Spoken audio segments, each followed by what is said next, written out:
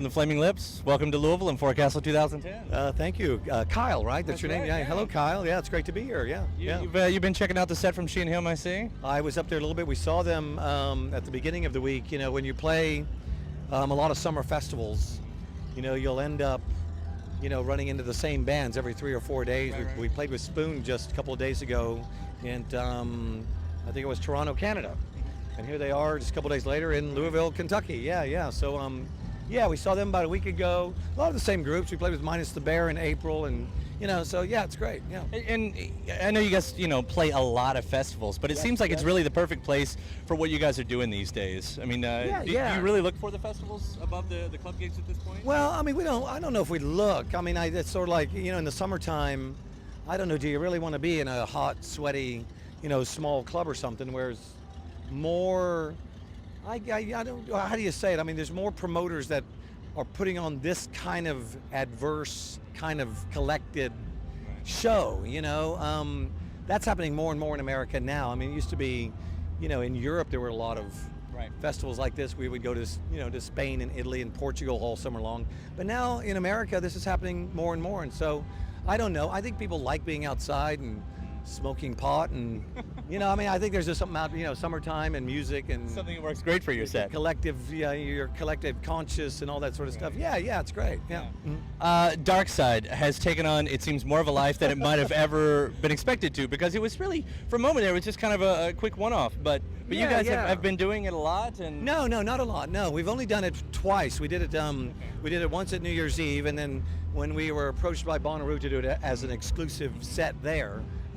That's the only other time we did it. So it's very vinyl pressing and everything. It does. I know. I guess it shouldn't surprise us. It's probably, you know, the Pink Floyd version of that is one of the most popular pieces of music ever, you know, recorded. So, yeah, I don't know. You know, when we decided that we were going to do it, it really was just kind of a spur of the moment. Yeah, sounds like fun, kind of endeavor. You know, we recorded it real quick, and yeah, I think sometimes the best things happen when you don't think about them too much. Right. Sometimes just like, hey, look at that. Yeah. With the new album and everything, it's I can't say it's a bit of a turn for you guys, because it even harkens back to the early stuff. And sure, that. Yeah. I mean, what am I asking here?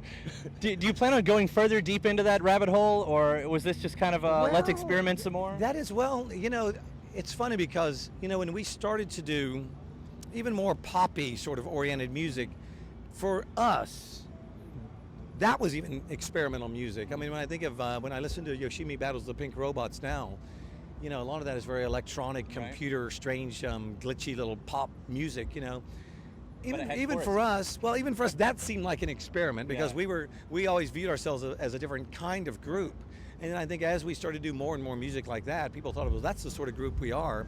And then when we turned around and did this sort of thing, this seems like more the experimental music than that does. And I could understand where people could not not know, well, what's experimental and what isn't. Right. So I think for us, you know, the curiosity of sort of going into the unknown, regardless of what that is, whether that's making music that sounds like top 40 music, or making music, you know, that could be from the German underground in 1968. I don't really know, you know. A lot of times we are just barely knowing what we're doing anyway. We don't really have a concrete plan. I mean, it would seem like after, you know, 13 or 14 records, you might think that we know what we're doing, you know. But we, you know, with art, I think you want to be confident and free enough to sort of, you know that you can just start to make music, and that's what, you know, whatever you are at that moment is what your music will be. I know that's easy to say, but I think that's what we always try to do. I think we're always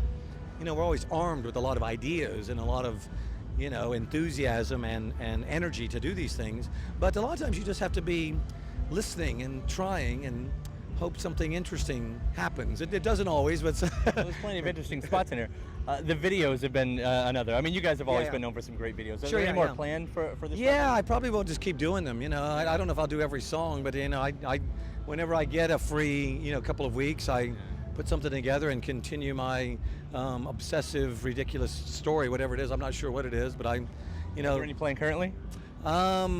The last one we finished was for a song called "The Sparrow Looks Up at the Machine," and the one I shot when I was just at home is for the song "See the Leaves." So, yeah, I'm always doing stuff, and I got another movie in the works, and I don't know when that will finish or whether that'll be any good, but you know, I'm always. And what's this movie? I don't really know yet. You know, the last one was called "Christmas on Mars," and it was meant to be on Mars, but it was shot in my backyard. Most of it. Which could be argued that is a bit of Mars. Well, it might be. Yeah. Thank you. I'll take that as a compliment. Sure. And this one, I think, is actually going to be shot in my backyard, and it's going to be called "The Backyard." And it's about a guy who stumbles upon seeing another version of his life being lived by the people that just live right behind him, and little by little he becomes obsessed with wanting to live like they do as opposed to his own life, and he gets confused as to which is the life that he's obsessing over in his real life. And he works at a slaughterhouse, and we visit some slaughterhouses in Oklahoma City, and it is it's weird. Yeah. But I don't know what it means. I'd expect nothing less. Yeah. I'm sure we'll have some meaning by the time I get done. Yeah, I don't know what it means right now. Yeah. Well, thanks for coming down and thanks for talking to us. It was a pleasure talking to you. Excellent. Thank you.